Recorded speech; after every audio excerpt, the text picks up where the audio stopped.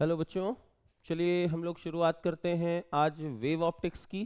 बच्चे अभी तक हम लोगों ने रे ऑप्टिक्स पूरा कवर कर लिया है। पूरी मॉडर्न फिजिक्स हम लोगों ने कवर कर ली है, जिसमें dual nature of radiation, atom, nuclei and semiconductor, इन सारे चैप्टर्स को हम लोगों ने कवर कर लिया है। इनमें सारे चैप्टर्स का रिवीजन प्लस उनके कुछ इंपॉर्टेंट क्वेश्चंस मैंने विद इन 1 आवर में पूरे चैप्टर्स को कंक्लूड करने की कोशिश की हुई है। तो चलिए आज शुरुआत करते हैं नए चैप्टर की तरफ, जिसका नाम है वेव ऑप्टिक्स। और आज से हम लोग टर्म 2 कवर कर लेंगे, फिर हम लोग स्टार्ट करेंगे टर्म 1 के क्वेश्चंस, जो बच्चों के लिए बहुत इंपॉर्टेंट होंगे। तो नया शुरुआत करते हैं वेव ऑप्टिक्स से। ठीक है बच्चे, वेव ऑप्टिक्स तो सर इसकी ज़रूरत क्यों पड़ी? बच्चे अभी तक हम लोगों ने पढ़ा था रे ऑप्टिक्स, जिसमें लाइट एनर्जी ट्रेवल करती है एक पॉइंट से दूसरे पॉइंट तक, तो उसको हम लोग रे से रिप्रेजेंट करते हैं। बट एक्चुअली क्या लाइट रेज में ही होती है? नहीं सर, लाइट के दो नेचर होते हैं, एक होता है वेव नेचर और एक होता है पार्टिकल नेचर। हम लोगों ने फोटो इलेक्ट्रिक इफेक्ट में लाइट को as a particle nature treat करवाया था, बट लाइट जनरली किस फॉर्म में होती है? वेव फॉर्म में होती है। तो अगर लाइट वेव के फॉर्म में है तो सारे फिनोमिनन जो भी हम लोगों ने रिफ्लेक्शन, रिफ्रैक्शन, रे ऑप्टिक्स में पढ़ा हुआ है, उन सारे फिनोमिना को हम लोग जो है यहाँ पे वेव को कंसीडर करेंगे, एज ए लाइट को वेव को कंसीडर करते हुए इन फिनोमिना को प्रूव करने की कोशिश करेंगे और कुछ नए एक्सपेरिमेंट सीखने की, जानने की कोशिश करेंगे। ठीक है ना बच्चे? रे ऑप्टिक्स और वेव ऑप्टिक्स दोनों से आपके एग्जाम में मिला करके 15 मार्क्स का क्वेश्चन आता है। And it is very damn sure कि आपके एग्जाम में, फाइनल एग्जाम में, रे ऑप्टिक्स और वेव ऑप्टिक्स दोनों से ही एक एक क्वेश्चन 5 मार्क्स में जाने वाला है। तो ये कंफर्म है, जो 5 मार्क्स के क्वेश्चंस होते हैं उसमें एक क्वेश्चन, क्या दो क्वेश्चन बेसिकली कह सकते हैं, क्योंकि 3 क्वेश्चंस होते हैं 5 मार्क्स के, तो उसमें दो क्वेश्चंस आपके रे के, एक क्वेश्चन रे ऑप्टिक्स का और एक वेव ऑप्टिक्स का 100% होने वाला है। तो आप इन दोनों चैप्टर्स को बहुत अच्छे से कवर करके जाइएगा। चलिए स्टार्ट करते हैं। तो वेव वेव फ्रंट, पहला डेफिनेशन आता है कि sir what is wave front. तो इसको जानने के लिए हमें क्या करना पड़ेगा बच्चे? पहले तो ये समझना पड़ेगा कि सर ये वेव है, ये क्या कहना चाह रही है। तो देखो बेटा, ये अगर वेव है, ये पूरी वेव ट्रेवल कर रही है, और अगर मैं अलग अलग पॉइंट्स की बात करूं, देखो ये अलग अलग पॉइंट्स गिवन है, तो सर ये अलग अलग पॉइंट्स क्या रिप्रेजेंट कर रहे हैं?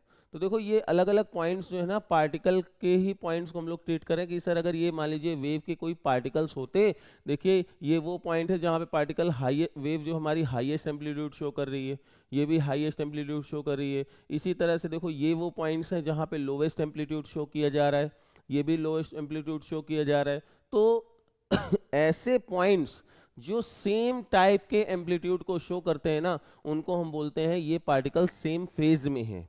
जैसे अगर मैं बात करूं, मैं यहाँ पे बात करता हूं कि देखो ये वो जो पार्टिकल्स हैं, ये वो पार्टिकल है बच्चे, ये वो पार्टिकल है जो अब यहाँ से नीचे जाने वाला है, लेकिन अभी इसका एम्पलीट्यूड कितना है? 0। सिमिलरली ये वाला देख लो, ये भी इसका एम्पलीट्यूड 0 है और अब नीचे जाने वाला है, तो ये दोनों सेम फेज पर होंगे। ये दोनों पार्टिकल कैसे होंगे? सेम फेज पर होंगे। अगर मैं इस हाईएस्ट पॉइंट की बात करता हूँ, सर ये हाईएस्ट पॉइंट वाले को देखिए, तो देखो इसका भी हाईएस्ट एम्पलीट्यूड है और वो नीचे जाना चाह रहा है, इसका भी हाईएस्ट एम्पलीट्यूड है और वो नीचे जाना चाह रहा है, तो ये दोनों क्या होंगे? ये दोनों अपना अलग सेम फेस पर होंगे। तो अब हमारी वेवफ्रंट की डेफिनेशन क्या कहना चाहती है, उस चीज को समझिएगा। वेवफ्रंट की डेफिनेशन बच्चे हमें ये कहना चाह रही है, ध्यान से देखिएगा। वेवफ्रंट की डेफिनेशन क्या कह रही है? Locus of all vibrating particles which are vibrating in same phase.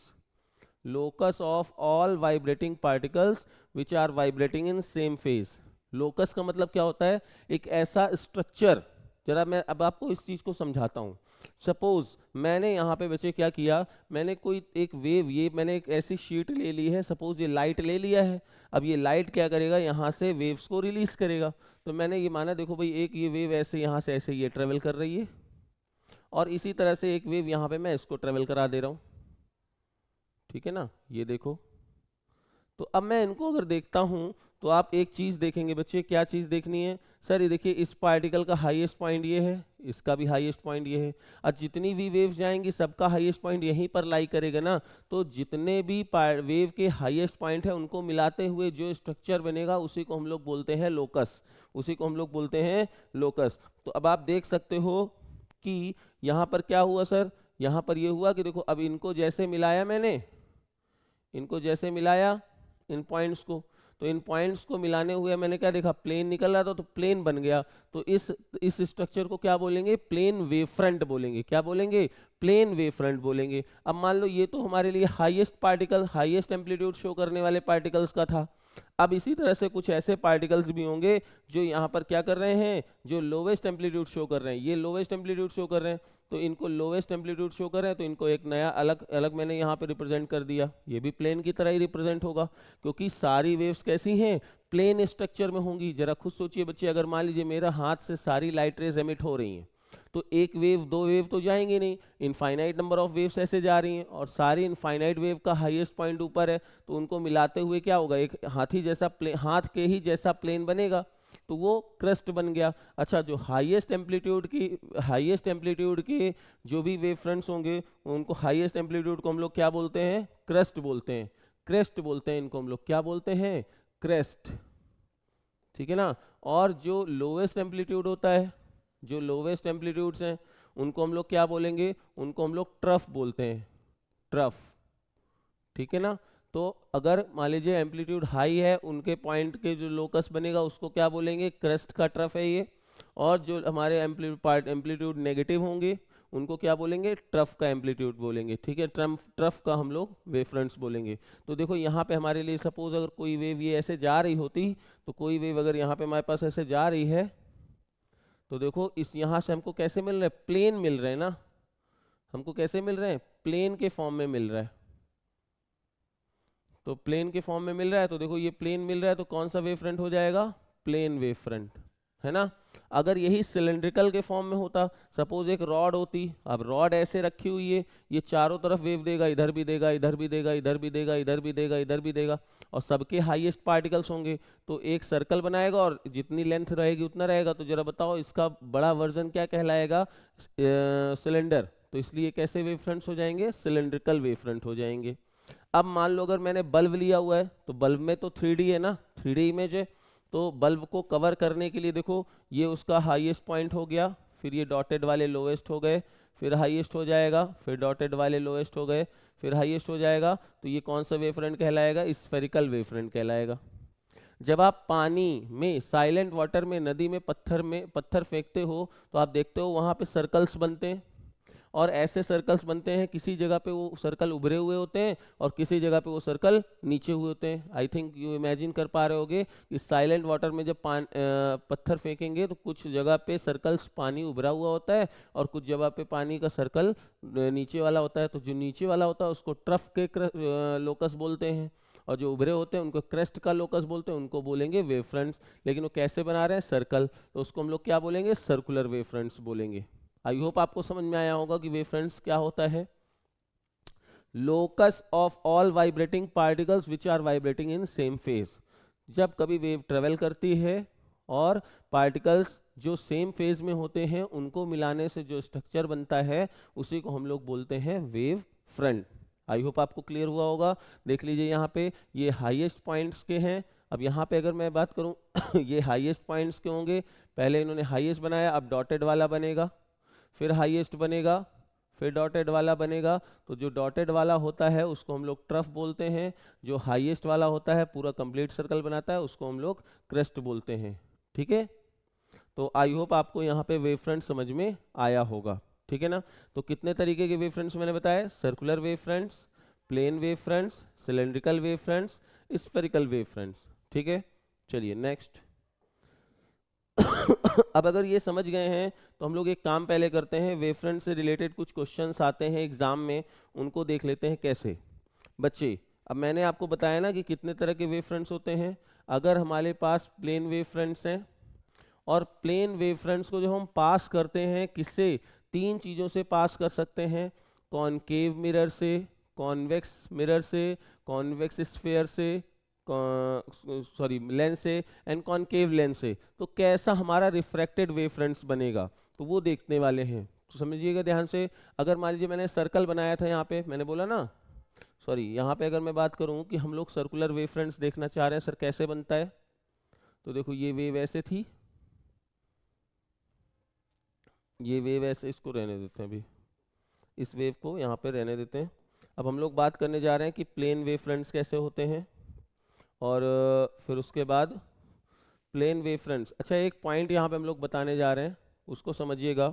Wave fronts are always perpendicular to the wave fronts, और wave fronts are always perpendicular to the light rays, perpendicular to the light rays।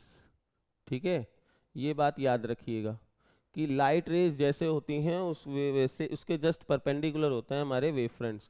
Example, ये देखो light rays parallel जा रही हैं, तो अगर ये parallel light rays हैं तो इनके वेव फ्रंट्स कैसे होंगे? इनके वेव फ्रंट्स होंगे परपेंडिकुलर होंगे। तो देखो ये वेव फ्रंट्स मेरे बन गए एक, है ना, ये वेव फ्रंट्स बन जाएंगे। तो ये कैसे वेव फ्रंट्स बन रहे हैं? प्लेन वेव फ्रंट्स बनेंगे।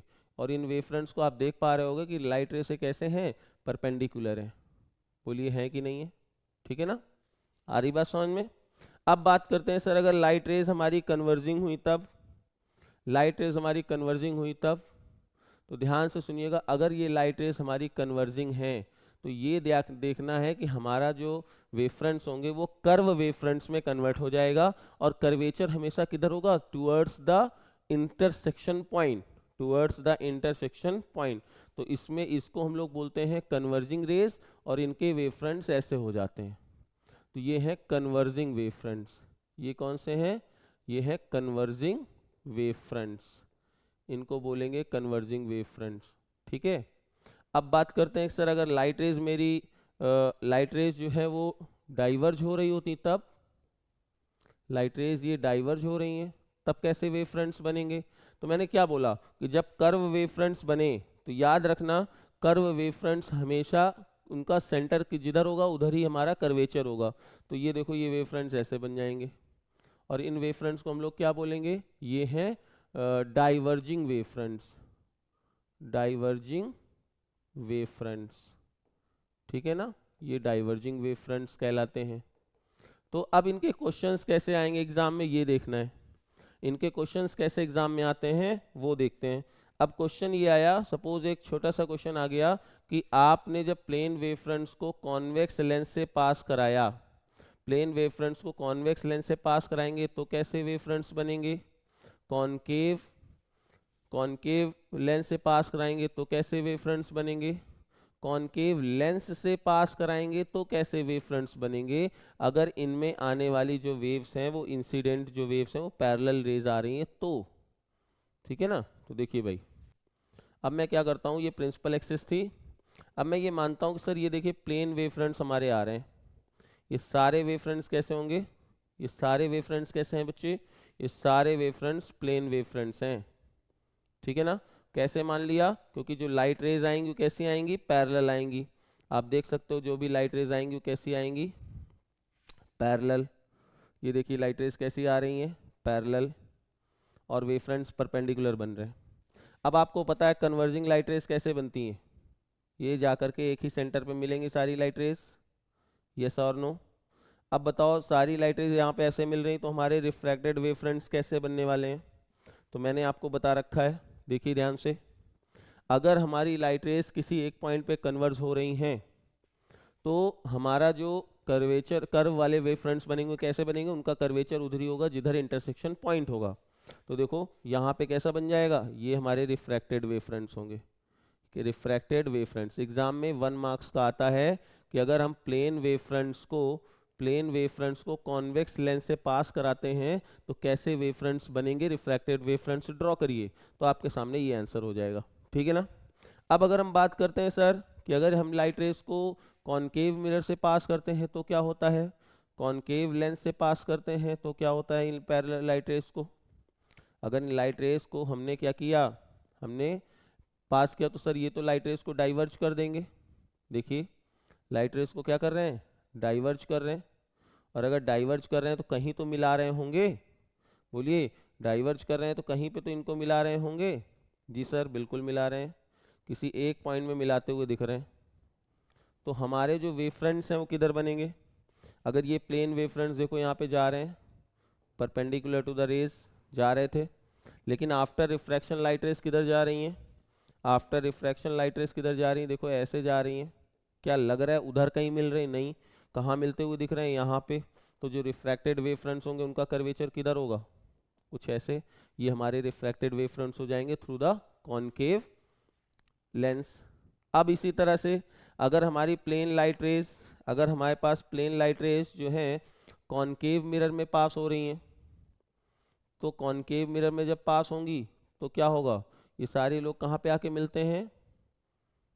फोकस पर आकर मिलते हैं कि रेडियस ऑफ कर्वेचर पे मिलते हैं? आप बताइए। जब लाइट रेस कॉनकेव मिरर में आएंगी तो आफ्टर रिफ्लेक्शन किधर से होते हुए जाती हैं? फोकस से होते हुए जाती हैं, है ना। तो अब बोल रहे हैं कि इनका रिफ्लेक्शन कैसे होगा? तो देखो ये प्लेन पैरेलल वेव फ्रंट्स जा रहे थे, आफ्टर रिफ्लेक्शन कैसे होंगे? ऐसे। ठीक है ना। अब एक इसका ऑब्जेक्टिव क्वेश्चन आया था 1 मार्क्स का, बहुत इंपॉर्टेंट आया हुआ था, बोर्ड में ही आया हुआ था। उन्होंने कहा कि अगर एक कॉनकेव मिरर है, कॉनकेव मिरर है और इसकी जो रेडियस ऑफ कर्वेचर है वो r है, तो हमारे जो रिफ्लेक्टेड वेव फ्रंट्स होंगे उनका कर्वेचर कितना होगा? तो भैया इसका कर्वेचर का मतलब समझ रहे हो? इस मिरर का कर्वेचर का मतलब है कि इसका कर्वेचर, सेंटर ऑफ कर्वेचर ये है और इसकी रेडियस यहाँ पर है। और ये हमारी जब लाइट रेस पैरेलल जाती है तो कहाँ से जाती है? फोकस से होते हुए जाती है। और फोकस का मतलब हुआ कि ये डिस्टेंस कितनी हो गई? r/2। तो बताओ इनका कर्वेचर कहाँ पर होगा? इनका कर्वेचर तो सेंटर पे है ना, तो कितनी रेडियस पे होगा?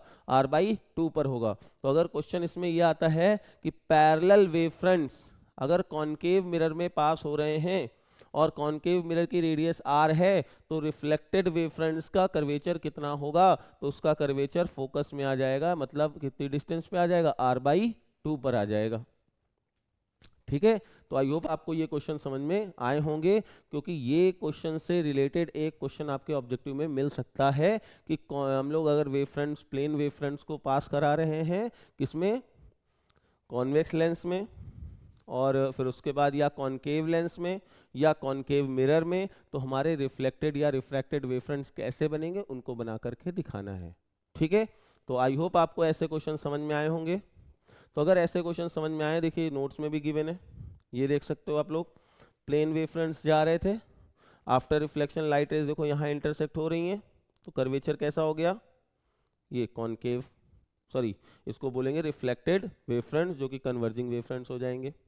यहाँ से देखो लाइट रेज कैसे हो गई? आफ्टर रिफ्लेक्शन डाइवर्ज हो गई लाइट रेज, तो हमारे वेव फ्रंट्स भी देखो इनका कर्वेचर, इंटरसेक्शन पॉइंट इधर कहीं आ रहा होगा तो ऐसे चले गए, इनको डाइवर्जिंग वेव फ्रंट्स बोलेंगे। ये देखो यहाँ पे कॉनकेव वाले हमारे वेव फ्रंट्स बन गए। और अगर प्लेन वेव फ्रंट्स प्रिज्म से जा रहे हैं तो देखो ऐसे जाएंगे, आफ्टर रिफ्लेक्शन वो ऐसे निकल जाएंगे, आफ्टर रिफ्लेक्शन वेव फ्रंट्स ऐसे निकल जाएंगे। ठीक है। तो आई होप आपको ये पेज समझ में आया होगा, और अगर नहीं आया है तो आप इसको पूछ सकते हो, कोई भी डाउट हो तो। अब भैया जो वेव फ्रंट्स हो गया, वेव फ्रंट्स को अगर हम कॉनकेव मिरर में, कॉनकेव लेंस में, कॉन्वेक्स लेंस में पास कराते हैं, कैसे वेव फ्रंट्स बनते हैं ये हमने देख लिया। बहुत बहुत बहुत इंपॉर्टेंट चांसेस होता है कि ये क्वेश्चंस आपकी थ्योरी एग्जाम में दे दिया जाए कि हाइजेंस प्रिंसिपल क्या होता है। हाइजेंस प्रिंसिपल क्या होता है? बहुत सारे बच्चों को प्रिंसिपल ही नहीं पता कि आखिर हम लोग ये प्रिंसिपल दे क्यों रहे हैं। तो याद रखना, हाइजेंस प्रिंसिपल को मैंने पॉइंट वाइज तरीके से डिनोट करके रखा हुआ है। यहाँ पे क्या बोला गया इस प्रिंसिपल में, ध्यान से सुनिएगा। Each point on wave front, suppose this one is wave front, ये वैसे ये लॉ, ये प्रिंसिपल दे क्यों रहे हैं हाइजेंस? ये इसलिए दे रहे हैं कि हमारे एक वेव फ्रंट के बाद दूसरा का तीसरा, चौथा, पांचवा वेव फ्रंट्स बनते जा रहे हैं, तो ये कैसे बन रहे हैं, तो इसकी थ्योरी को समझाने के लिए हाइजेंस ने अपने प्रिंसिपल को यहाँ पे दिया हुआ है। उन्होंने क्या बोला? Each point on wave front, suppose यहाँ पे ये मेरा एक वेव फ्रंट था, each point on wave front मतलब हर पॉइंट क्या करेगा?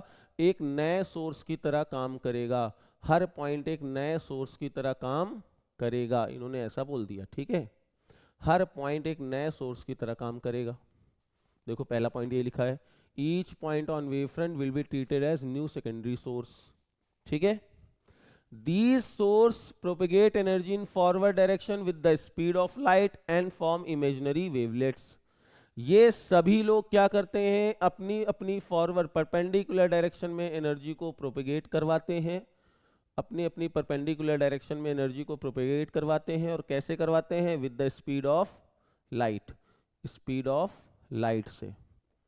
एक बार ऑब्जेक्टिव क्वेश्चन आया था कि वेव फ्रंट्स बनने की स्पीड क्या होती है, एक ऑब्जेक्टिव क्वेश्चन था कि वेव फ्रंट्स किस स्पीड से बनते हैं, तो भैया स्पीड ऑफ लाइट से ही बनते हैं, क्योंकि वो स्पीड ऑफ लाइट से ट्रेवल हो रहे थे।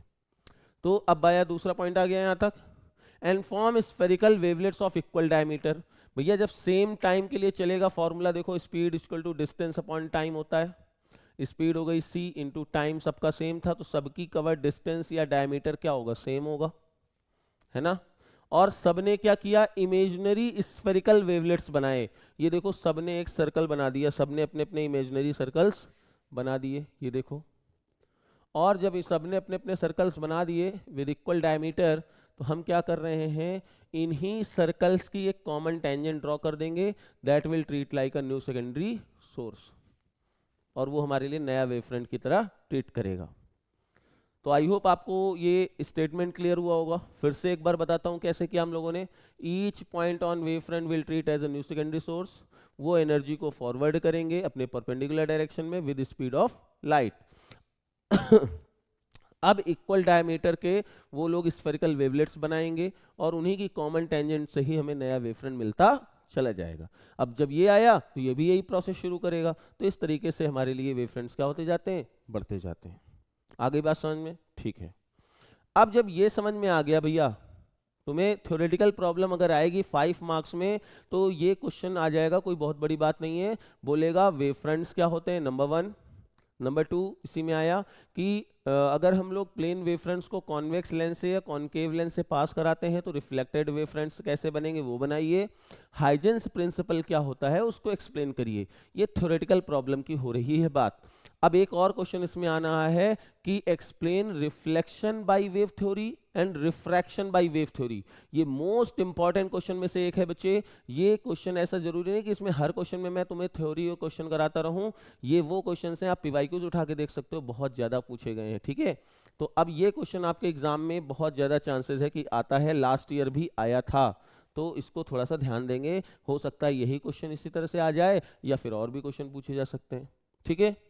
तो इन्होंने क्या कहा, रिफ्लेक्शन बाय वेव थ्योरी। अब हमें रिफ्लेक्शन प्रूफ करना है। रिफ्लेक्शन क्या होता है, रिफ्लेक्शन लॉ ऑफ रिफ्लेक्शन क्या होता है, angle of i is equal to angle of r, है ना। अब अगर इसको हमें प्रूफ करना है, angle i is equal to angle r, तो कैसे प्रूफ करेंगे, with the help of wave theory. तो ये फिगर हमें बनाना बहुत कठिन लग रहा होगा बच्चे, है ना। तो अगर फिगर बनाना कठिन लग रहा है तो हम लोग ट्राई करते हैं कि कैसे हम लोग ये फिगर ड्रॉ कर सकते हैं ताकि हमें याद बना रहे। तो मैं कुछ बच्चों को समझाना चाहता हूँ, देखो करना कैसे है। First of all you have to draw 2 parallel lines and incident on the surface AC as shown in figure. हमने ये दो एक लाइन को मिला दिया।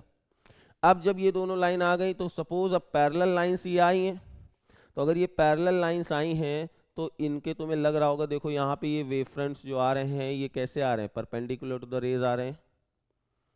अब जब ये परपेंडिकुलर टू द रेज आ रहे हैं तो ये एक वेव फ्रंट यहाँ पे ऐसे गिर गया, एक वेव फ्रंट यहाँ पे ऐसे गिर गया, ठीक है। अब जब ये वेव फ्रंट गिरा यहाँ पे बच्चे, तो तुमने यहाँ पे एक चीज देखी, क्या देखा यहाँ पे, ध्यान से देखना। सर हर पॉइंट सोर्स की तरह ट्रीट करेगा, आप ही ने तो बोला है, बिल्कुल बोला है। तो भैया जब देखो पहला पॉइंट गिर गया, अब पहले पॉइंट ने क्या कहा कि मैं तो रिफ्लेक्शन मिरर पे आ गया हूं, बी तुम कहां हो, बी ने कहा अभी तो हम बहुत दूर हैं। तो बी यहां से यहां तक एयर में ट्रेवल करेगा, लेकिन इसको तो रिफ्लेक्शन करना था। अब जब इसको रिफ्लेक्शन करना है तो ये क्या करना शुरू करेगा, कहेगा नीचे तो जा नहीं सकता क्योंकि इसको जहां पहुंचना तो वहां पहुंच गया। और बी वाले पार्टिकल्स अभी भी क्या करेंगे, बी वाले पार्टिकल्स अभी क्या करेंगे, सर्कल बनाना हुआ, सर्कल बनाते बनाते आगे बढ़ेंगे। तो देखो बी वाले पार्टिकल्स क्या करेंगे, ये सर्कल बनाते हुए, स्फेरिकल वेवलेट्स बनाते हुए ये आगे जा रहे हैं।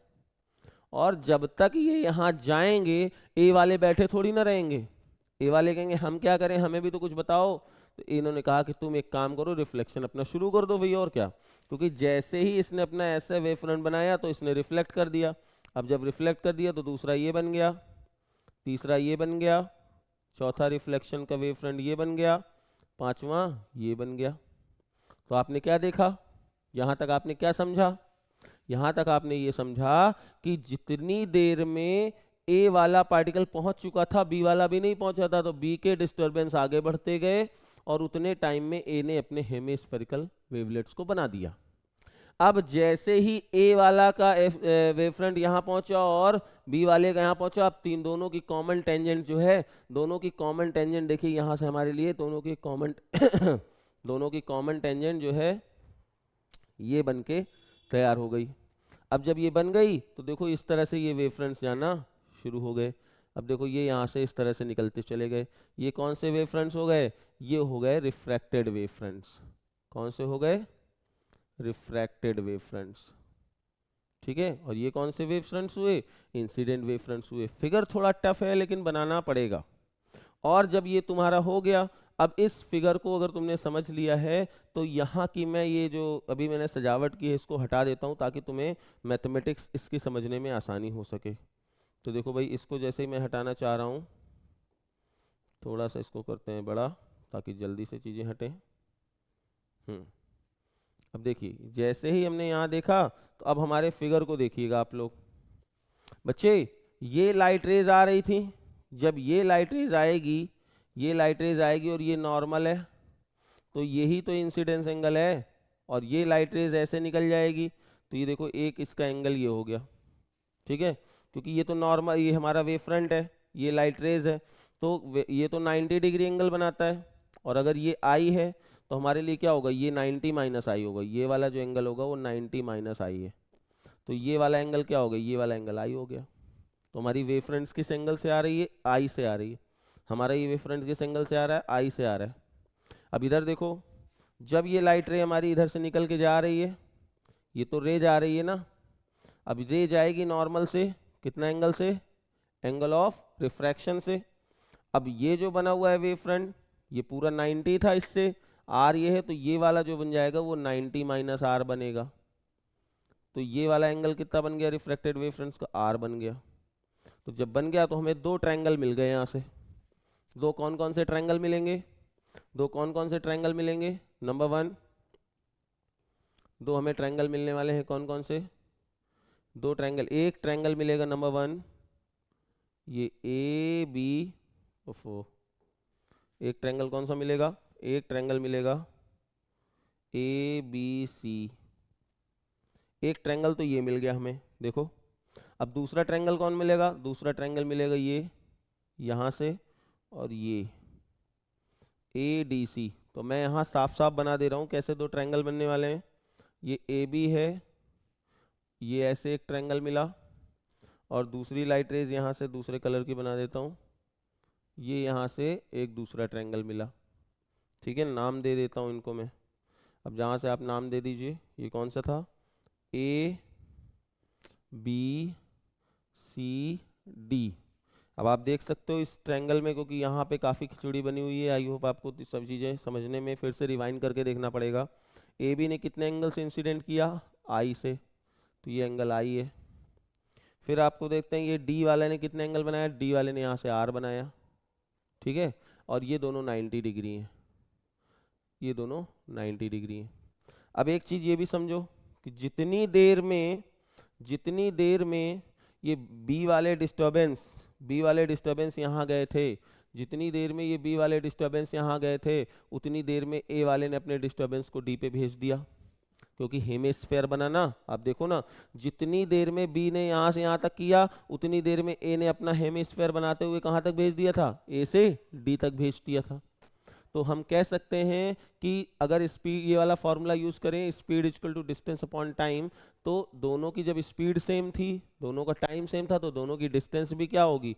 सेम होगी। तो हम लोग यहाँ से कह सकते हैं कि जो डिस्टेंस बी टू सी है वही डिस्टेंस ए टू डी है। ये बात याद रखना, from the geometry, from the concept आप इस बात को यहाँ पे लिख सकते हो।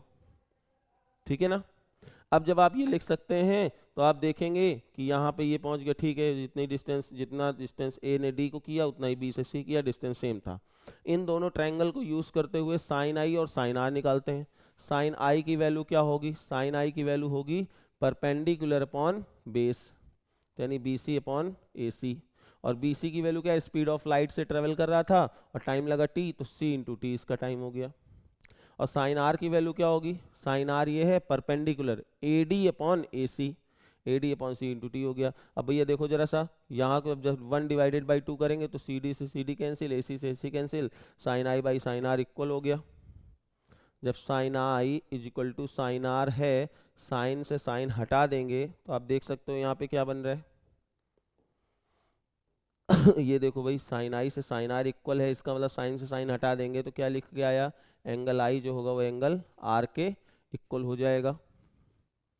देख लो भाई, ये भैया बहुत बहुत बहुत इंपॉर्टेंट है और इसको समझना। किसी को लगे कि सर यहाँ पे तो शॉर्ट में है, आपने नोट्स दिए, नोट्स में तो थ्योरी भी लिखी हुई है, क्योंकि थ्योरी लिखनी पड़ेगी। इस तरह के अगर 5 मार्क्स में आता है तो ये फिगर बनाने के बाद क्या हो रहा है उसकी थ्योरी लिखो और फिर इन दोनों ट्रायंगल्स को अलग बना करके इस तरह से प्रूफ करना था।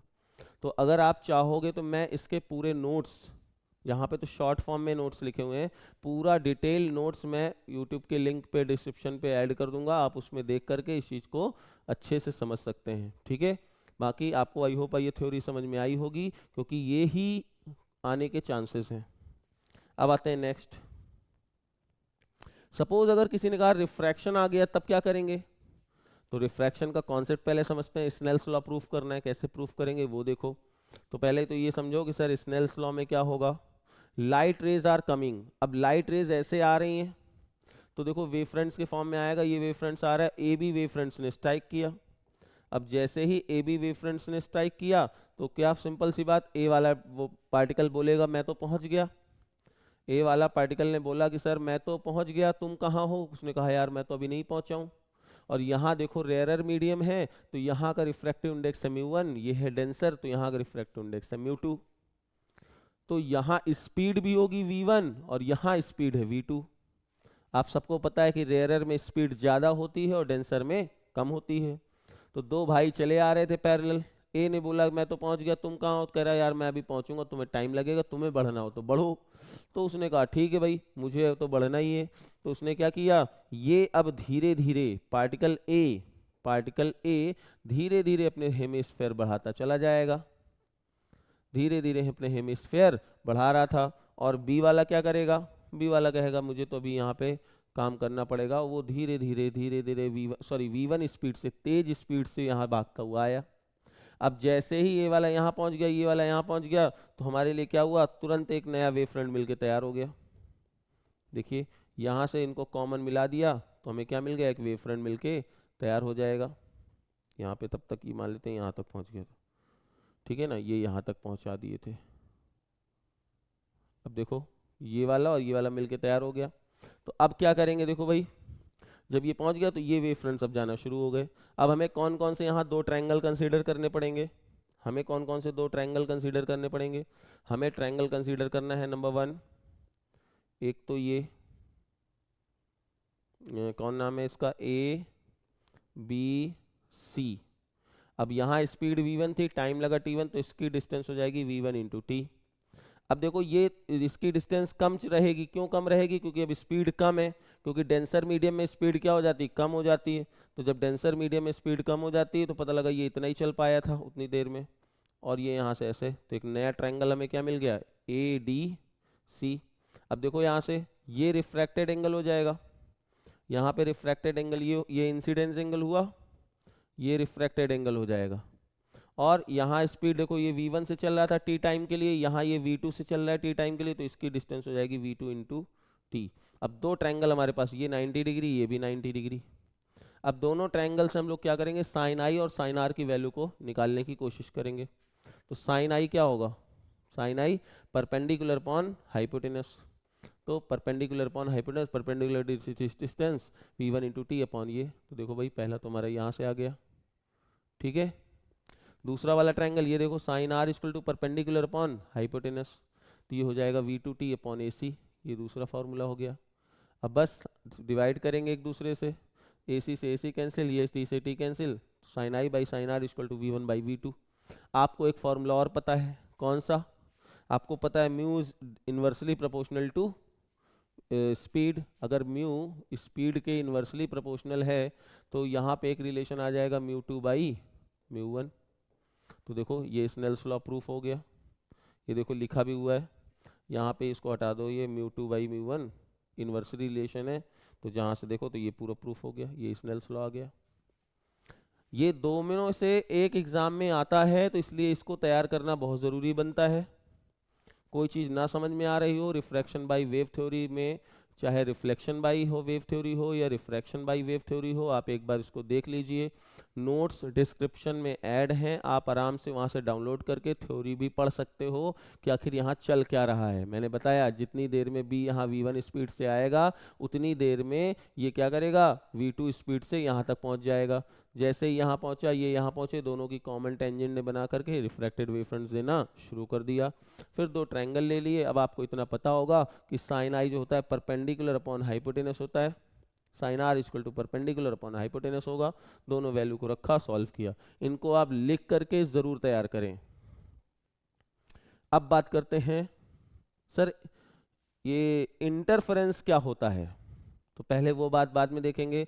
प्रिंसिपल ऑफ सुपरपोजिशन देखते हैं, क्योंकि प्रिंसिपल ऑफ सुपरपोजिशन पे ही बेस्ड है हमारा इंटरफेरेंस वगैरह।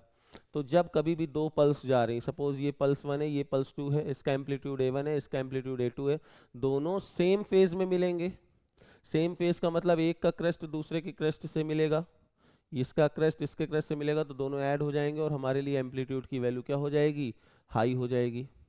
सेम क्रेस्ट से क्रेस्ट मिले या सेम ट्रफ से ट्रफ मिले तो सेम हो जाएगा। लेकिन अगर कहीं गलती से क्रेस्ट से ट्रफ मिल गया तब क्या होगा, ये A1 था, ये A2 थोड़ा कम है, लेकिन हुआ क्या, लेकिन यहाँ पे फर्क देखना। अब यहाँ पे ये सही सही नहीं बना है, इसको तुमको नीचे से बनाना पड़ेगा। ये इसका क्रेस्ट है और ये A1 ज़्यादा था, ये A2 कम है, तो क्या हो गया, अब A1 ज़्यादा है तो रहेगा तो ऊपर ही, लेकिन ऐसे बन जाएगा और ये डिफरेंस हो जाएगा एम्पलीट्यूड का। ठीक है ना। तो ये हुआ डिस्ट्रक्टिव के लिए, जहां एम्पलीट्यूड की वैल्यू कम हो गई है। कब हुई है, जब एक का क्रेस्ट दूसरे के ट्रफ से इंटरसेक्ट करे, और जब दोनों के क्रेस्ट से क्रेस्ट या ट्रफ से ट्रफ मिलेंगे तो उस समय क्या होगा, कंस्ट्रक्टिव इंटरफेरेंस, अदरवाइज डिस्ट्रक्टिव। अब बात करते हैं sir coherent and non coherent source क्या होते हैं। भैया बहुत ज्यादा एग्जाम में पूछे जाने वाला क्वेश्चन कि कोहेरेंट सोर्स और इनकोहेरेंट सोर्स क्या होते हैं। डेफिनेशन बहुत इंपॉर्टेंट है, बहुत इंपॉर्टेंट डेफिनेशन है भाई। तो लिखा हुआ है दो light source of same frequency, same wavelength, having same frequency same wavelength, having zero और कांस्टेंट फेज डिफरेंस।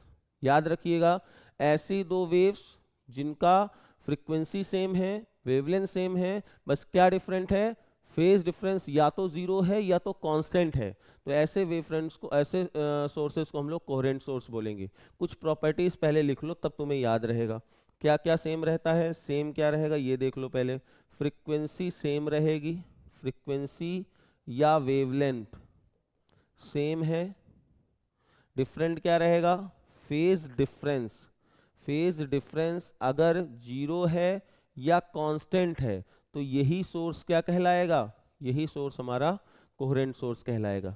देख लो भाई, लिखा हुआ है sources with continuously emit light of wavelength having same frequency, zero और constant phase difference known as coherent source. और अगर ऐसा नहीं है तो क्या कहलाएगा, नॉन कोहेरेंट सोर्स कहलाएगा, इनकोहेरेंट सोर्स कहलाएगा, है ना। तो ये चीज आपको ध्यान देने की जरूरत है, ठीक है। अब बात आते हैं सर क्या two independent source coherent source होते हैं। जैसे मान लीजिए यहाँ दो बल्ब लगे हैं, एक इधर लगा हुआ है एक इधर लगा हुआ है, तो क्या इन दोनों से लाइट रेज आने वाली कोहेरेंट सोर्स होगी, नहीं। याद रखना कभी भी दो इंडिपेंडेंट सोर्स कभी भी कोहेरेंट नहीं हो सकते हैं, दो इंडिपेंडेंट सोर्स कभी भी कोहेरेंट नहीं हो सकते। क्यों नहीं हो सकते, क्योंकि इन दोनों वेव से जो आने वाली लाइट है उसकी फ्रीक्वेंसी सेम नहीं हो सकती है।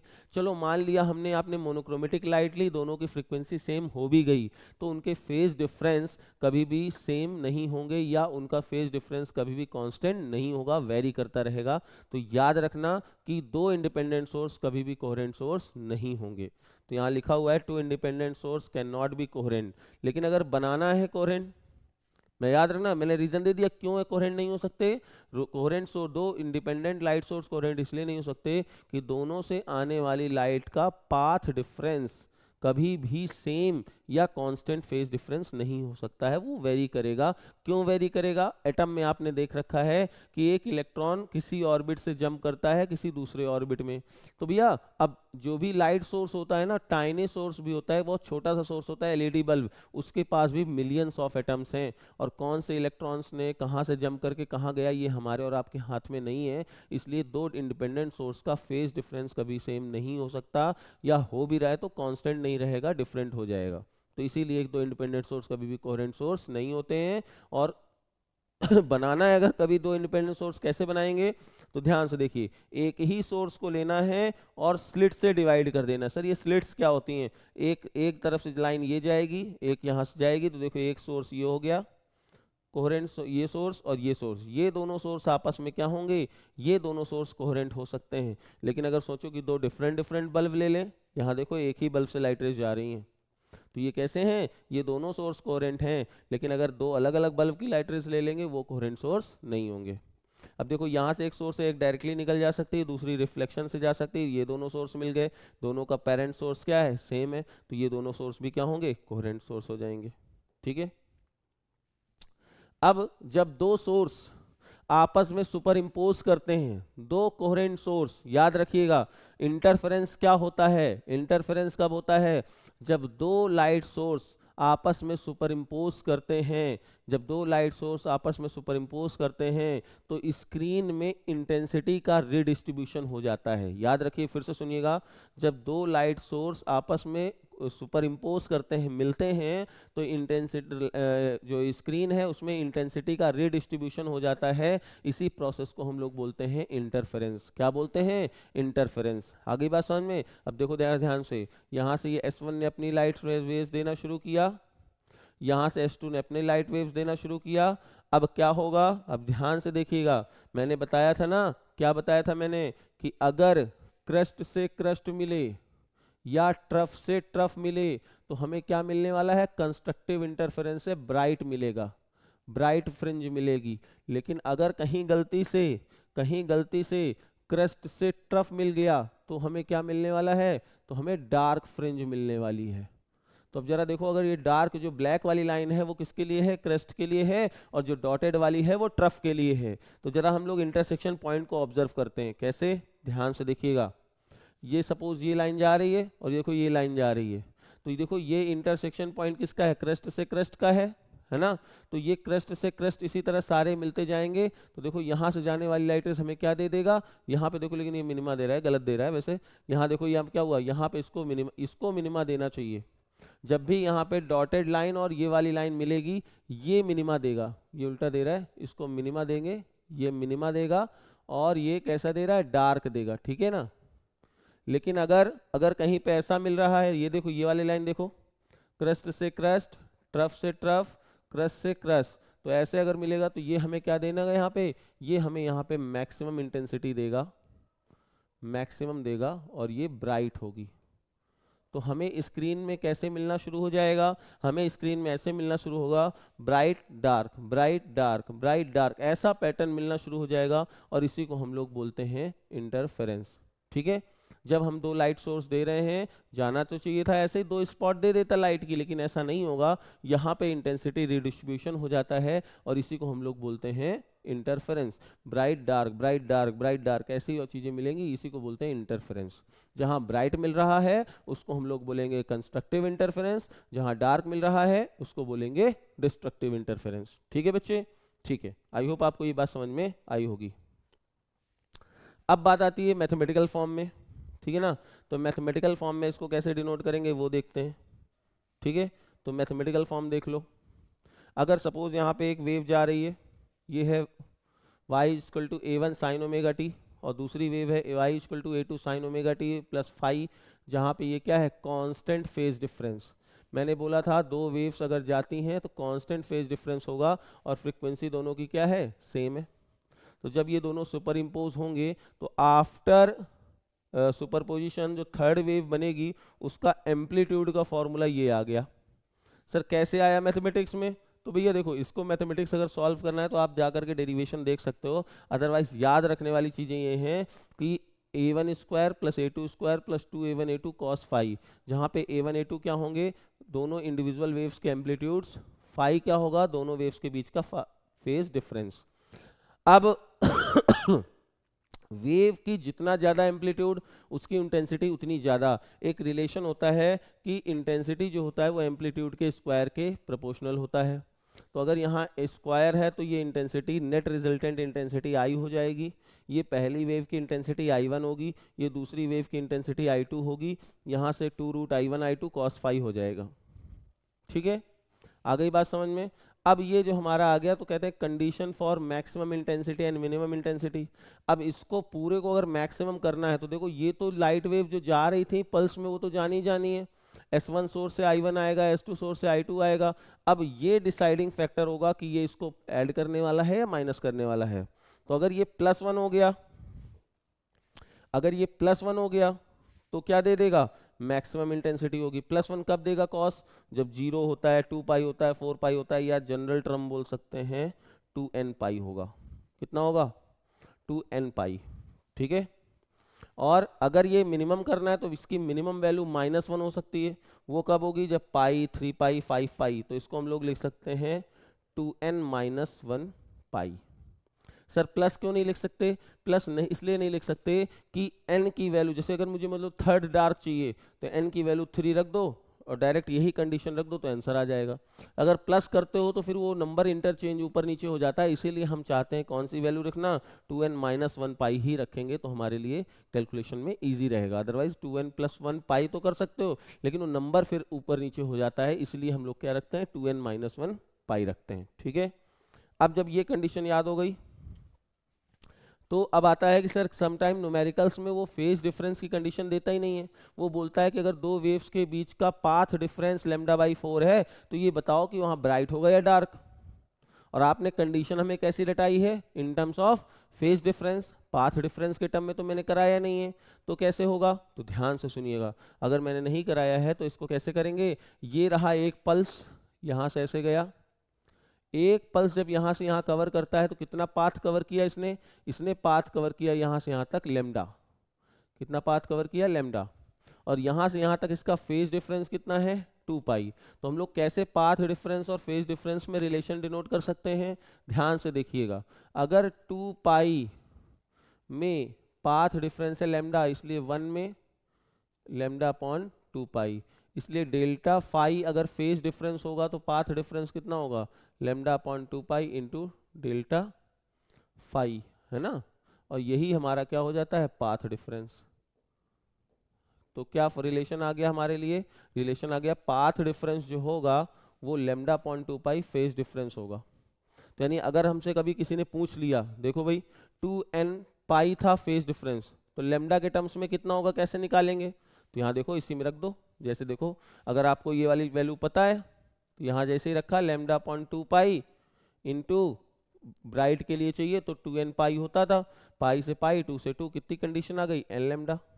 तो n लैम्डा किसकी कंडीशन आ गई, वेवलेंथ के टर्म्स में। अगर दो वेव्स के बीच का पाथ डिफरेंस लैम्डा है, लैम्डा के मल्टीपल में है, तो वो वेव्स कैसी जाएंगी, वो वेव्स होंगी कंस्ट्रक्टिव इंटरफेरेंस में जाएंगी। ठीक है, लेकिन अगर कभी ऐसा हो कि 2n - 1 करके रखे देखा तो λ/2 पाई इंटू 2n - 1 पाई रखा तो पाई से पाई कैंसिल आउट हो गया, कितना आया 2n - 1 λ/2।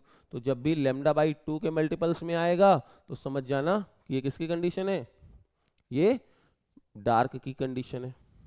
तो आप देख पा रहे हो कि ये फॉर्मूले याद रखना बहुत ज़रूरी है सभी बच्चों के लिए। और इनसे देखो एक एक नंबर का ऑब्जेक्टिव क्वेश्चन अगर बनाना हो तो ये दिया भी हुआ है कि जहां पर पाथ डिफरेंस λ/4 है वहां इंटेंसिटी कितनी होगी, तो बताओ जरा सा। तो मैंने कहा देखो भाई एक फॉर्मूला होता है, अभी पढ़ा ना तुमने, I = I1 I2 2√I1 × I2 cos phi. अगर हम मान लेते हैं दोनों वेव्स की, दो वेव्स अगर सोर्स से जा रही हैं S1 और S2 से, दोनों की इंटेंसिटी सेम है, I0 है, तो हम लोग यहाँ लिख सकते हैं कि I1 I2 = I0। तो अब क्या होगा, यहाँ से सारी वैल्यू जहाँ I1 I2 है उसको I0 कर दो, I0 + I0 + 2I0 × cos phi. तो यहाँ एक रिलेशन आ गया कितना, 2I0 1 + cos फाई। ये फॉर्मूला याद रखना, ठीक है। अब देखो ये डायरेक्ट फॉर्मूला यहाँ लिखा हुआ है, पाथ डिफरेंस हमें लेमडा बाई 4 पता था, तो लेमडा बाई 4 अगर पता है तो हमने उसको फेज डिफरेंस में कन्वर्ट किया तो पाई बाई 2 आ गया।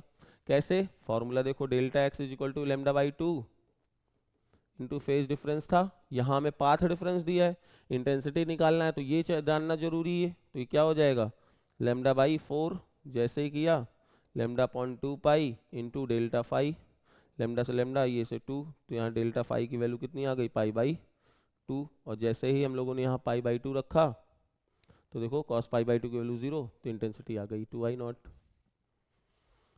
तो समझे, इस तरह के छोटे छोटे क्वेश्चन। अब मान लो अगला क्वेश्चन भी दिया हुआ है, अगर लेमडा बाई 2 पाथ डिफरेंस हो जाएगा तो बताओ इंटेंसिटी कितनी है, तो लेमडा बाई 2 के लिए पहले हम फेज डिफरेंस निकाले, पाई निकल के आ गया। अब जब पाई आया तो यहाँ पाई रख दिया, कॉस पाई की वैल्यू -1, 1 से 1 0, तो देखो डार्क मिलेगा। और आपने ये प्रूव भी किया है कि अगर पाई के टर्म्स में आता है तो क्या आने वाला है, डार्क आने वाला है। तो ये चीज आपको समझ में आना बहुत जरूरी है, ये फॉर्मूले से रिलेटेड न्यूमेरिकल बहुत बनते हैं, ठीक है। तो आई होप आपको चीजें समझ में आई होंगी। चलिए बेटे अब हम लोग शुरुआत करते हैं एक ऐसे न्यूमेरिकल की जो इसके चांसेस 90% हैं कि आपके एग्जाम में 90% इस तरह के ही न्यूमेरिकल आते हैं। अब ये एक सेटअप दिया हुआ है जिसमें हमें फ्रिंज विड्थ निकालनी होती है, ये यंग डबल स्लिट एक्सपेरिमेंट का ही सेटअप है, जिसमें आप देख पा रहे हो बच्चे कि 2 स्लिट्स हैं, 2 स्लिट विड्थ है, ये S1 और ये S2। यहाँ से 2 कोहेरेंट सोर्स की लाइटें जाएंगी और यहाँ पे सुपरपोजिशन होना है। अब ये सुपरपोजिशन जो हो रहा है, ये इंटरफेरेंस जो हो रहा है, वो कंस्ट्रक्टिव है या डिस्ट्रक्टिव, इस चीज़ पे बात फंसती है। और यहाँ पर हमें ब्राइट फ्रिंज मिलेगी, डार्क फ्रिंज मिलेगी, कौन सी ब्राइट मिलेगी, कौन सी डार्क मिलेगी, ये चीज़ हमें यहाँ पे करना होता है। तो सारे फॉर्मूले का खेल है बच्चे। आप यहाँ पे जब देखेंगे, सपोज S1 लाइट रे यहाँ से जा रही थी, S2 यहाँ से जा रही थी, अगर आपको मैं ये बात इमेजिन करवाऊँ कि देखो बेटा एक ये लाइन है और एक ये लाइन है, if these two angles are very small, तो क्या हम कह सकते हैं कि ये S1P और S2P, तो ये अगर इसको मैं परपेंडिकुलर ड्रॉ कर दूंगा तो क्या मैं ये कह सकता हूँ कि जो S1P जितनी डिस्टेंस ट्रेवल करा है उतना ही डिस्टेंस MP भी ट्रेवल किया हुआ है? क्यों? ये यहाँ पे अप्रॉक्सीमेशन हमको लेना है। तो क्या मैं कह सकता हूँ कि सर ये S1 और S2 को जाने में जो इतना है, ये इतना एक्स्ट्रा चला हुआ है, जो S2 वेव है वो इतनी पाथ ज़्यादा चला हुआ है, यानी पाथ दोनों वेव्स के बीच में इतना पाथ डिफरेंस आया हुआ है ना? तो ये चीज़ हम लोग कह सकते हैं। तो बस इसी चीज़ को ध्यान में रखते हुए हम लोग क्या निकालने जा रहे हैं, बेसिकली 2 वेव्स के बीच में जितना पाथ डिफरेंस है, बेसिकली वो हम यहाँ पे कैलकुलेट करने वाले हैं। ये लाइन यहाँ से चली गई S1, ठीक है, और ये लाइन यहाँ से चली गई S2। तो अब क्या हम कह सकते हैं कि सर अगर इसमें मैं परपेंडिकुलर ड्रॉ कर दूं, ये परपेंडिकुलर ड्रॉ कर दूं, तो केवल यही वो डिस्टेंस तो होगी जो हमारे लिए पाथ डिफरेंस की तरह शो करेगा।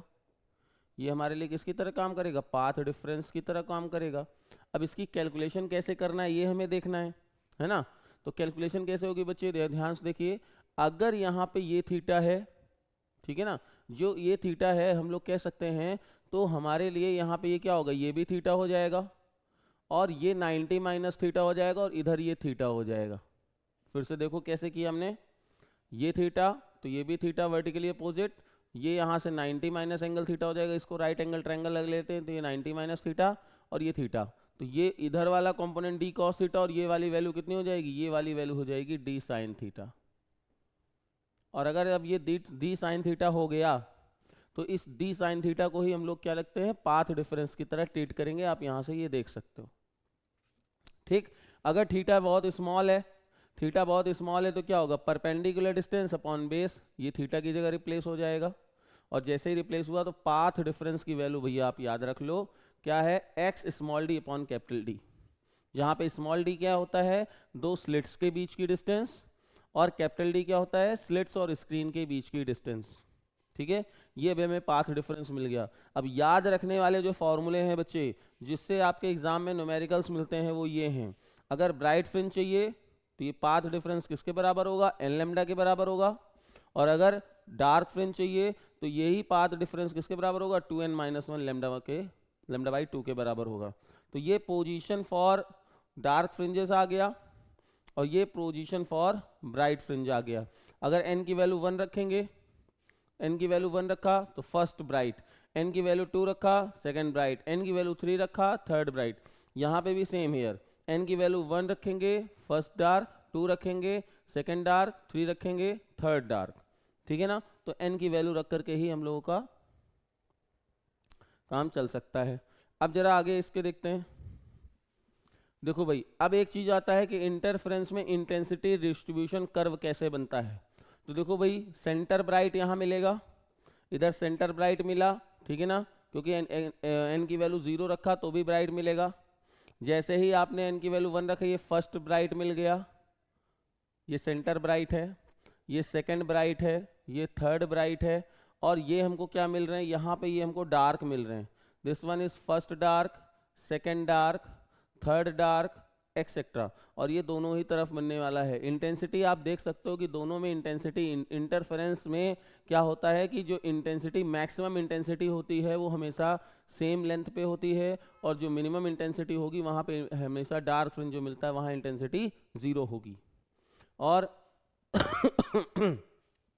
अब अगर हम बात करें फ्रिंज विड्थ क्या होती है, तो दो सक्सेसिव डार्क के बीच का डिस्टेंस जो होता है वो भी फ्रिंज विड्थ होता है, और दो सक्सेसिव डार्क के बीच का ले लो या दो सक्सेसिव ब्राइट के बीच का ले लो, उनको हम लोग फ्रिंज विड्थ बोलते हैं। तो फ्रिंज विड्थ का फॉर्मूला कितना आता है, जैसे हम लोगों ने 2 सक्सेसिव का डिफरेंस लिया, आंसर आया lambda capital D by small D, lambda capital D by small d, ये हमारे लिए फ्रिंज विड्थ का फॉर्मूला निकल के आ गया है। ठीक है, नेक्स्ट। अब देखो ये क्वेश्चंस, इससे पहले मैं चाहता हूं कि आपको मैं सारे फॉर्मूले एक बार जल्दी से रिवाइज करा देता हूं। इसके पहले आप सारे फॉर्मूले रिवाइज कर लो एक बार। देखिए, क्विक रिवीजन करते हैं यहाँ पे बच्चे। हम लोगों ने क्या देखा कि इंटेंसिटी का फॉर्मूला क्या होता है, इंटेंसिटी का फॉर्मूला आएगा, आई नेट का फॉर्मूला आएगा I1 I2 plus 2 root I1 I2 cos phi. पहला तो एक ये फॉर्मूला आया, ठीक है। फिर दूसरा फॉर्मूला कौन सा आएगा, condition for bright, condition for bright. तो यहाँ कंडीशन फॉर ब्राइट क्या आने वाला है, कंडीशन फॉर ब्राइट। तो ब्राइट के लिए अगर कंडीशन चाहिए तो ये फाई की वैल्यू कितनी होने वाली है, 2n पाई होने वाली है। और कंडीशन फॉर डार्क अगर हमें चाहिए तो क्या निकल के आने वाला है, यही फाई की वैल्यू 2n माइनस 1 पाई होना चाहिए। लेकिन अगर यही हम चाहते हैं पाथ डिफरेंस के टर्म्स में, तो पाथ डिफरेंस के टर्म्स में यही चीज़ क्या निकलने आने वाली है, पाथ डिफरेंस के टर्म्स में अगर हम लोग चाहते हैं तो ब्राइट की कंडीशन है n लैम्डा, और यहाँ की कंडीशन है 2n माइनस 1 लैम्डा बाई 2। ठीक है, और अब पाथ डिफरेंस और फेज डिफरेंस में अगर आप रिलेशन चाहते हो तो यहाँ है relation between path difference and phase difference, relation between path difference and phase difference.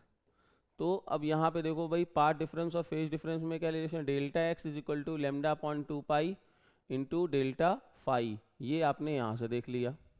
फिर अब बात करते हैं नेक्स्ट फार्मूले की।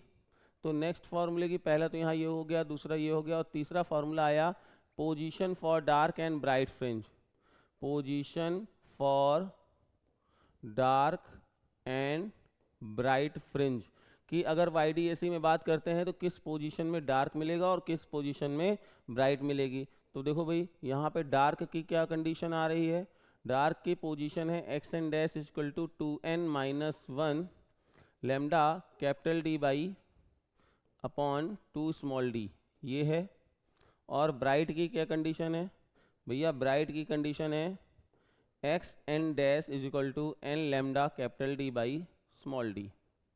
ठीक है ना, और यहाँ पे हमारे लिए एक लास्ट फार्मूला है फ्रिंज विड्थ का, फ्रिंज विड्थ। ये फ्रिंज विड्थ चाहे जैसी भी हो, डार्क की हो या ब्राइट की हो, दोनों के ही केस में फार्मूला आने वाला है lambda capital D by small d। देखो, इंटरफेरेंस के केवल इतने ही फॉर्मूले हैं, इंटरफेरेंस के केवल इतने फॉर्मूले आपको याद रखने हैं, और न्यूमेरिकल आपको आपके हाथ में मिल जाएगा।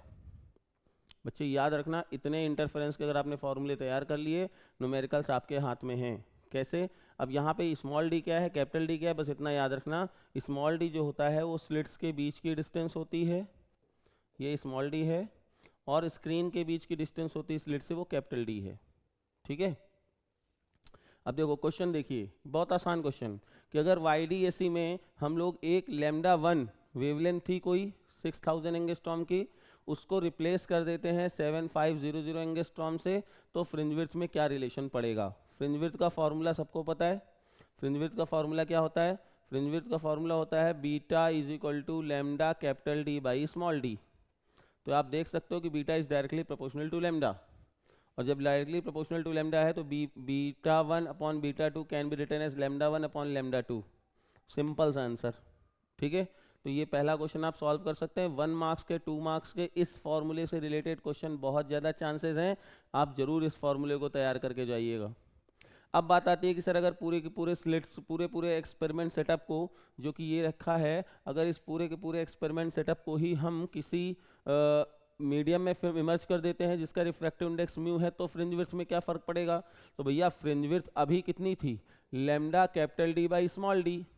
अब पूरे सिस्टम को अगर आप डिप कर दोगे तो कैपिटल डी और स्मॉल डी में तो कोई फर्क पड़ेगा नहीं, लैम्डा में फर्क पड़ेगा, और लैम्डा डैश जो होगा लैम्डा अपॉन म्यू होता है, लैम्डा का म्यू में इन्वर्सरी रिलेशन होता है। तो अगर जैसे ही म्यू बढ़ा तो लैम्डा डैश की वैल्यू कम हो गई, तो बीटा डैश की वैल्यू भी कम हो जाएगी, यानी फ्रिंज विड्थ की वैल्यू क्या हो जाएगी?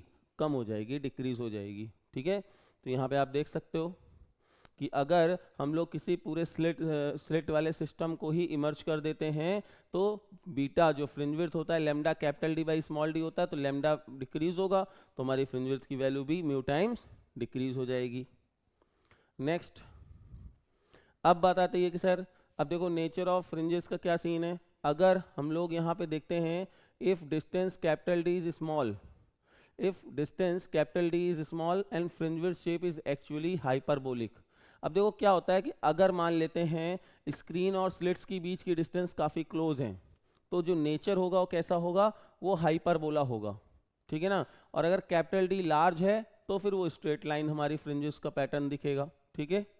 अब देखो ये क्वेश्चन बहुत शानदार है कि सर अगर हम मान लेते हैं पहले हमने कोई स्लिट्स में वेवलेंथ लैम्डा 1 यूज़ कर रखा था, ठीक है, तो वहाँ हमें कोई nth ब्राइट मिल रही थी। अब हमने लैम्डा 2 यूज़ कर लिया, तो अब वहाँ पे किसी और कोई ब्राइट कॉन्साइड कर रही है। तो याद रखना जब भी कोई वेव कॉन्साइड करेगी ना, तो वो उसके कॉन्जिक्यूटिव को ही हमें वहाँ पे कॉन्साइड करवाना है। सपोज अगर यहाँ 5th ब्राइट मिल रही थी, तो दूसरी वेव को ले जाने से 6th ब्राइट मिलेगी, यानी n+1 ब्राइट यहाँ पे मिल जाएगी। तो देखिए यहाँ पे हम लोग इस तरह से क्वेश्चन को सॉल्व कर सकते हैं। तो जैसे हम लोगों ने सॉल्व किया तो क्या होगा? Two wavelengths 800 nanometer and 600 nanometer are used where two bright fringes are coincide। तो हम ये मान लेंगे कि लैम्डा 1 में n1 वाली फ्रिंज coincide हो रही थी और लैम्डा 2 में जो है n2 ब्राइट फ्रिंज coincide हो रही होगी। तो जैसे इन दोनों को इक्वेट करेंगे तो यहाँ से एक रिलेशन आ गया n1 by n2 equal to 3/4। अगर n1 की थर्ड ब्राइट यानी लैम्डा 1 की थर्ड ब्राइट फ्रिंज थी 800 की, तो जब आप 600 नैनोमीटर रखेंगे तो 4th ब्राइट वहाँ पे कॉन्साइड करेगी, ठीक है। अब बात करते हैं इंटेंसिटी का formula, maximum intensity and minimum intensity. तो आप सबने एक चीज़ देख रखी होगी। क्या देख रखा है आपने? अभी मैंने बताया ना कि आपने मैक्सिमम इंटेंसिटी का फॉर्मूला देखा था। क्या फॉर्मूला था? मैक्सिमम इंटेंसिटी का था I1 √I1 plus √I2 upon √I2 का स्क्वायर, ये I मैक्स है। और I min क्या था? I min था हमारा √I1 माइनस √I2 का स्क्वायर। इनका रेशियो कर दो। अगर यहाँ पे देखते हैं √I किसकी तरह बिहेव करेंगे? ये एम्पलीट्यूड की तरह बिहेव करेंगे, तो A1 plus A2 can be written as ये।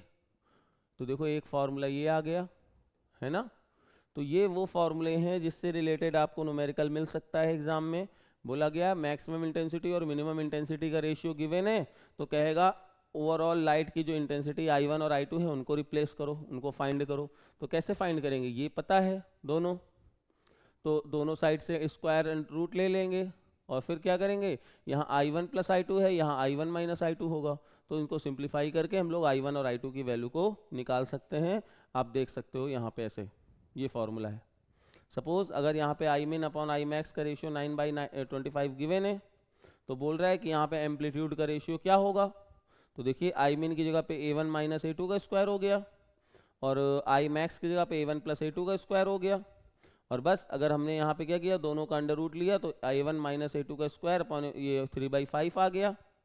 और बस जैसे ही 3/5 आया a2 कॉमन ले लिए, जब a2 की वैल्यू r रखा तो 1 minus r upon 1 plus r, 3/5 यहाँ सॉल्व किया तो a2/a1 इंटेंसिटी के रेशियो की वैल्यू निकल के आ जाएगी।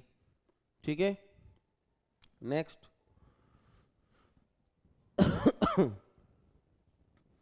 अब ये बात करते हैं, ये फ्रिंज विजिबिलिटी तुम्हारे सिलेबस में फिलहाल अब रहा नहीं है तो इसको रहने देते हैं। बस एक क्वेश्चन यहाँ पे याद रखना, पूछा जाता है कि क्या इंटरफेरेंस कंजर्वेशन ऑफ एनर्जी को फॉलो करता है, तो कहें यस, इंटरफेरेंस जो होता है कंजर्वेशन ऑफ एनर्जी को फॉलो करता है। और कैसे फॉलो करता है, क्योंकि जो मैक्स एवरेज इंटेंसिटी होती है ना, आई मैक्स प्लस आई मिन डिवाइडेड बाई 2, वो वही वैल्यू होती है जब लाइट रेज इंडिविजुअली जाके दे रही होती हैं। सपोज अगर यहाँ पे मैंने बात किया कि सर ये I1 लाइट रेस थी, तो इसने अपनी जितनी इंटेंसिटी दी वो कितना देगा, k एम्पलीट्यूड का स्क्वायर, और ये इंडिविजुअली गया I2, इसने कितना एम्पलीट्यूड दिया, k A2 का स्क्वायर। तो यहाँ टोटल इंटेंसिटी कितनी आई without interference, A1 square plus A2 का स्क्वायर। तो अगर मान लो हम लोग क्या करते हैं, इंटरफेरेंस हो रहा है तो कैसे जाएगा, हो रहा है तो भैया कैसे मिलता है, एक जगह पे ब्राइट फिर डार्क फिर ब्राइट फिर डार्क, तो एवरेज ओवरऑल इंटेंसिटी हमें कितनी मिली आफ्टर इंटरफेरेंस, हमें जो मिलेगी वो मिलेगी आई मैक्स प्लस आई मिन डिवाइडेड बाई 2, एवरेज लेना था। और जैसे ही हमने लिया तो आई मैक्स की वैल्यू पुट करेंगे, आई मिन की वैल्यू पुट करेंगे, after simplify we will get the same amount of the value. तो इसीलिए क्या हो रहा है कि कंजर्वेशन ऑफ एनर्जी को ये फॉलो करेगा। ठीक, नेक्स्ट। अब अगर सर किसी एक के पाथ में हम कोई डाइलेक्ट्रिक स्लैब इमर्ज कर दे रहे हैं तो क्या होगा, अब देखो यहाँ पे लिखा हुआ है कि अगर यहाँ पे हमने किसी एक पाथ में स्लिट को इमर्ज कर दिया तो अगर slab is upper shift then shift in upward, shift is upward. तो जो यहाँ पे फिफ्थ डार्क मिल रही थी, फिफ्थ ब्राइट मिल रही थी, वो अब कहाँ मिलेगी, और नीचे नहीं मिलेगी, और ऊपर मिलेगी। ठीक है ना, वो और ऊपर मिलेगी। लेकिन अगर नीचे वाले में लगा देते तो फिफ्थ डार्क जो मिल रही थी वो और नीचे मिलेगी। मतलब यहाँ पे देख सकते हो लिखा हुआ है कि अगर अपर स्लिट में लगाया तो जो हमारी फ्रिंजेस हैं वो ऊपर की तरफ शिफ्ट होंगी, और अगर हमने नीचे वाली शिफ्ट में लगाया तो फ्रिंजेस हमारी नीचे शिफ्ट होंगी। इस फॉर्मूले से रिलेटेड फिलहाल न्यूमेरिकल आपके बोर्ड एग्जाम में नहीं आने वाला, क्योंकि ये सिलेबस में फिलहाल हट चुका है। अब बात करते हैं डिफ्रैक्शन की। तो सर डिफ्रैक्शन क्या होता है, तो देखो वहां पर single slit interference, sorry double slit interference था। यहाँ से देखो ये दो स्लिट्स यूज होती थी S1 और यहाँ S2, और फिर लाइट रेज इंटरफेरेंस करते थे।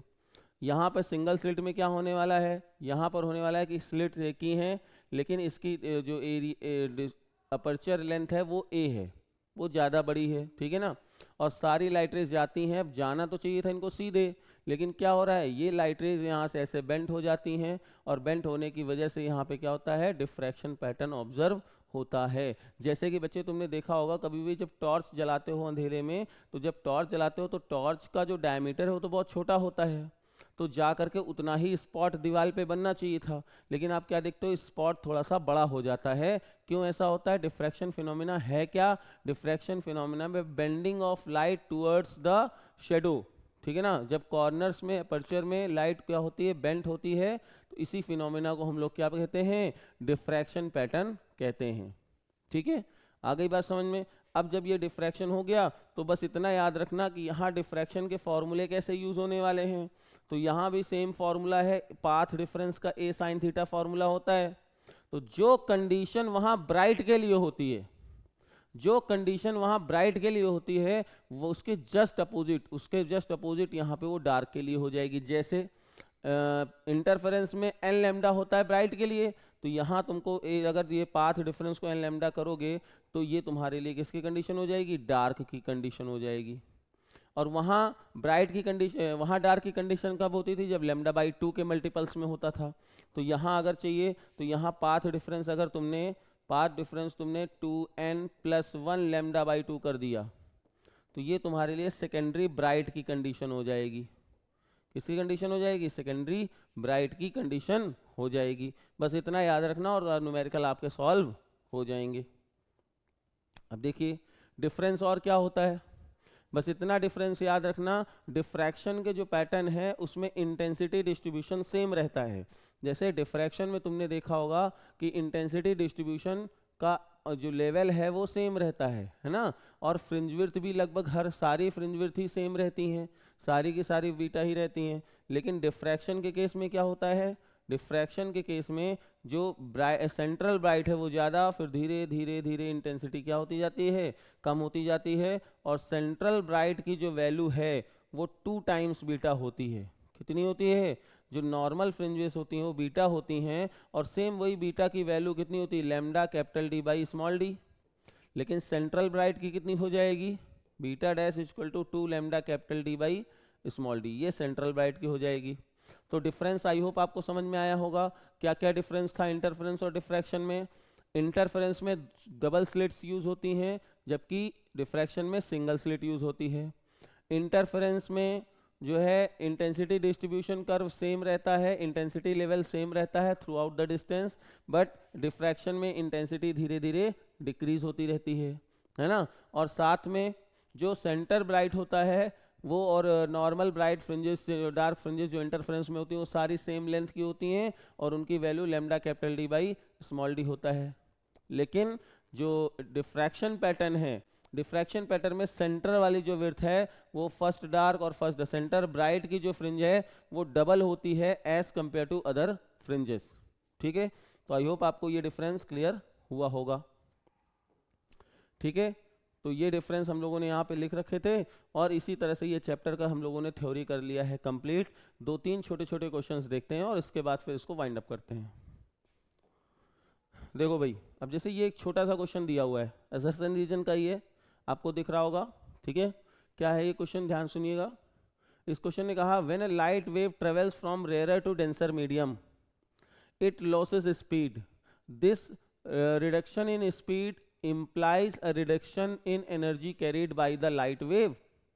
आप सबको पता है लाइट रे जब रेयरर से डेंसर जाती है, रेयरर से डेंसर जाती है तो लाइट रेस की क्या होती है, ऑब्वियस सी बात है, स्पीड क्या होगी, डिक्रीज होगी।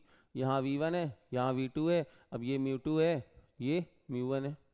तो अगर μ2 ग्रेटर देन μ1 है तो ऑब्वियस सी बात है यहाँ जो स्पीड होगी वो कम हो जाएगी। ठीक है, तो क्या ये स्पीड में जो कमी हो रही है क्या ये एनर्जी में कमी को शो करेगा। ठीक है, दूसरा रीजन दिया है, रीजन दिया हुआ है energy of wave is proportional to the velocity of the wave. तो भैया ध्यान से सुनिएगा, रीजन फॉल्स है, क्योंकि यहाँ एनर्जी जो होगी ना, लाइट की एनर्जी वो एच न्यू होता है, न्यू बोले तो फ्रिक्वेंसी, और लाइट वेव जब एक मीडियम से दूसरे मीडियम ट्रेवल होती है, लाइट वेव जब एक मीडियम से दूसरे मीडियम ट्रेवल होती है तो फ्रीक्वेंसी चेंज नहीं होती है। तो आप ये बिल्कुल मत सोचिएगा कि यहाँ लाइट वेव चल रही तो उसकी एनर्जी कुछ और है और यहाँ एनर्जी कुछ और है। एनर्जी दोनों क्या रहने वाली है, सेम रहने वाली है, एनर्जी में कोई चेंज नहीं होगा। हाँ, वेलोसिटी में चेंजेस होगा। तो assertion is true but reason is false. तो C is the correct option. Next, ये एक न्यूमेरिकल आया छोटा सा, इस न्यूमेरिकल को हम लोग देखते हैं भाई, इस न्यूमेरिकल को हम लोग देखते हैं। बोल रहा है कि in YDAC the slits are separated, यानी स्लिट्स सेपरेटेड है, यानी स्मॉल डी की वैल्यू गिवन है 0.28 mm and the screen is placed, capital D given है 1.4 metre, the distance between the central bright and the fourth bright. तो भैया fourth bright है तो यानी फोर्थ हमको ब्राइट चाहिए, फॉर्मूला होता है ना n lambda capital D by small d. तो ये वैल्यू कितनी आ जाएगी, ये वैल्यू हमें गिवन है कितनी, 1.2 सेंटीमीटर। ठीक है, okay. Determine the value of wavelength, तो बस ले वेवलेंथ चाहिए, बाकी सारा कुछ गिवन है, तो यहाँ से वैल्यू रख दो। तो देखो 4 लैम्डा 1.4 0.28 mm, तो यानी 0.28 इंटू 10 की पावर -3, और ये सेंटीमीटर है तो 1.2 इंटू 10 की पावर -2। ठीक, सॉल्व करेंगे तो हमें क्या मिलेगा, केवल लैम्डा निकालना है, बाकी सब निकल के आंसर आ जाएगा। तो भैया देखो यहाँ पे हमने एक जीरो लगा दिया, और जैसे ही जीरो लगाया तो ये देखो यहाँ से हट गया। ठीक है, तो अब यहाँ से आ गया 7 0, ये कितना हो गया 14। ठीक है ना, अब 14 है ना, तो एक काम करते हैं, इसको और सिंप्लीफाई करते हैं, थोड़ा सा पहले इसको शॉर्ट कर लेते हैं। हाँ, इसको जब सिंप्लीफाई करेंगे तो लेमडा को एक साइड में रखो, बाकी सबको एक तरफ कर दो। तो लेमडा इज इक्वल टू 1.2 10 की पावर -2 इंटू 0.28 इंटू 10 की पावर -3 अपॉन 4 इंटू 1.40। 4 ही है, केवल 1.4 ही है, ठीक है, 0 नहीं है। तो अब देखो इसको कैसे सिंप्लीफाई करेंगे, तो यहाँ से ये चला गया, यहाँ से ये चला गया, और 10 पावर -2 था, ये -5 है, तो ये हो जाएगा कितना 12 इंटू 0.28 अपॉन 4 इंटू 14 10 की पावर -5, ठीक है। तो अब यहाँ से इसको और करके 10 पावर -7 कर सकते हैं, तो ये 4 3 जा 3 यहाँ से आ गया और ये 2 यहाँ से चला गया, ठीक है ना। तो लेमडा की वैल्यू हो गई 5 इंटू 10 की power -7 metre. This is the answer. देख लो भाई, इस तरह के न्यूमेरिकल्स आपके एग्जाम के लिए भैया बने हुए हैं और बहुत ज़्यादा चांसेस हैं कि इस तरह के न्यूमेरिकल्स आप अपने एग्जाम में पा सकते हो, ठीक है। तो इस तरह के न्यूमेरिकल्स के लिए तैयार रहें। अब दिया हुआ है कि a beam of light consisting of two wavelengths 650 nanometre and 520 nanometre is used to obtain interference YDAC, ठीक है। तो अगर दो वेव्स दी हुई हैं, ठीक है, तो कह रहा है find the distance of third bright fringe of the screen from the central bright for the wavelength इतना। थर्ड ब्राइट फ्रिंज की पोजीशन चाहिए, find the distance of third bright. तो भैया एक्स एन फॉर्मूला पता है ना, n lambda capital D by small d. Third चाहिए तो एन की वैल्यू 3 रखो, लेमडा की वैल्यू 650 इंटू 10 की पावर -9 रखो, और कैपिटल डी कितना गिवन है, वो तो गिवन ही नहीं है ना, यहाँ पे दिया ही नहीं है कैपिटल डी और small D. Find the distance of the third bright fringe on the screen from the central bright wavelength. तो यहाँ पे भैया capital D upon small D, अगर ये वैल्यू हमें दे देंगे तो हम x3 की वैल्यू निकाल के दे रहे हैं, ठीक है। What is the least distance from the central maximum where the bright fringes of both are coincide. तो बोथ कॉन्साइड के लिए क्या करना है, उसके लिए जब आप जाएंगे तो मैंने अभी बताया ना n1 lambda 1 is equal to n2 lambda 2। तो यहाँ से हो जाएगा ये n1 और कितना 650 इज इक्वल टू n2, ये आ गया 520। तो n1 बाई n2 की वैल्यू कितनी आ जाएगी 520 अपॉन 650, ठीक है ना। अब ये कितने टाइम्स जा रहा है,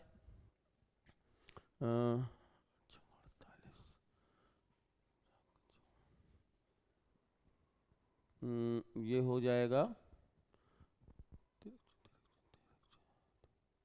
13 है ना। 13 4 जा कितना होता है 13 4 जा एंड 13 5 जा। भैया ये लो आंसर आ गया कि भैया ये फोर्थ ब्राइट होगी किसकी, फोर्थ ब्राइट होगी तुम्हारे 650 की और फिफ्थ ब्राइट होगी 520 की। This is the answer. तो आई होप आपको इस तरह के क्वेश्चंस करने में आसानी रहेगी और इस तरह के क्वेश्चंस आप कर सकते हैं। कोई क्वेश्चन अगर नहीं आता है, कोई कॉन्सेप्ट नहीं आता है, तो आप उसको फिर से पूछ सकते हैं। तो आज के लिए इतना ही, थैंक यू।